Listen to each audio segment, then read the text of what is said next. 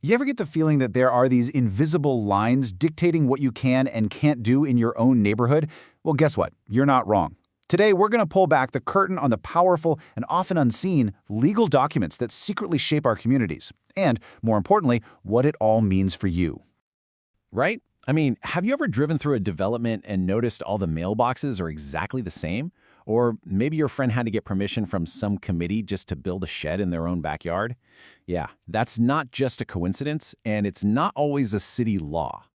The real reason for all these rules is usually buried deep inside the mountain of paperwork you signed when you bought your house. It's a whole set of legally binding rules that actually came with the property itself, whether you realized it at the time or not. So, what are these things called? Formally, they're known as the Declaration of Covenants, Conditions, and Restrictions. It's a mouthful, I know, which is why everyone just calls them CC&Rs. Think of it as the private rulebook for your community, and trust me, you'll want to know what it says. Okay, so what's actually in this rulebook? The name itself, Covenants, Conditions, and Restrictions, sounds super intimidating, right? But here's the secret. If you can understand the difference between a covenant and a condition, you've basically cracked the code. And that difference, it is huge. Let's just boil it right down. A covenant is basically a promise. You promise you'll keep your lawn mowed, or you promise you won't park a giant RV in the driveway. Simple enough. But a condition, whoa, that's a whole other ballgame. It's not just a promise. It's a fundamental requirement of you owning the property in the first place. If you break a condition, you could, in theory, risk losing your house. To put it in more official terms, a covenant is a promise that's written directly into the property documents. These are the rules we usually hear about, right? Things like maintaining your landscaping, using pre-approved paint colors, or not running a business out of your garage.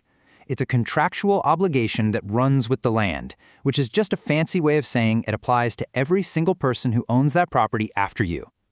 A condition, though, is a different beast entirely. It's a direct qualification on your ownership. So, for example, a piece of land might be granted on the condition that it's only ever used as a public park. Well, if years later someone tries to build a strip mall on it, the ownership could actually revert back to the original owner's family. It's a really powerful and, thankfully, much rarer tool that puts your very ownership on the line. I know this all sounds incredibly complicated, so you have to ask, why even bother? Why go through all the trouble of creating these complex legal documents in the first place? What's the real motivation here? Well, the list of who wants them is actually surprisingly long. The original developer, for one. They use CC&Rs to create a specific vision and keep the neighborhood looking uniform, which, helps sell homes. Mortgage lenders? They love them. They want to protect their investment. They don't want the value of your house to tank because the guy next door decides to raise chickens. And believe it or not, even you, the home buyer, benefit by having some assurance that the neighborhood you fell in love with is going to stay that way. And here's the key difference between these private rules and, say, public city zoning. Zoning laws usually have to be justified by things like public health or safety, but private CC&Rs? Nope. They can be purely about looks. They exist, and I'm quoting here, to create a particular type of neighborhood deemed desirable. And desirable could mean anything from every house being beige to every yard having a perfect green lawn. But, and this is a big but, this power to shape a neighborhood isn't unlimited, not by a long shot. There is a very clear line between a rule that's enforceable and one that is not just invalid, but completely illegal. And knowing where that line is, well, that's essential. So first, let's look at what's generally considered fair game. Restrictions can totally dictate if a property is for residential or business use, or limit buildings to only single-family homes. They can set minimum construction costs to keep property values up, define how far your house has to be from the street, and yes, they can even require you to get architectural approval before you paint your front door. However, there are some very, very clear limits. Some rules don't just bend the law, they shatter it. So when is a rule just flat out invalid? A few clear cases, if it requires you to do something illegal, obviously, or something that's literally impossible. But there are two really important legal ideas here.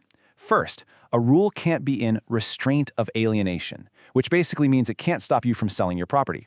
And second, it can't be repugnant to the interest created, which is a fancy way of saying a rule can't fundamentally contradict the fact that you own the property.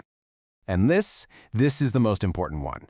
Any restriction that discriminates based on race, color, religion, sex, national origin, disability, any of these protected classes, is absolutely 100% unequivocally void.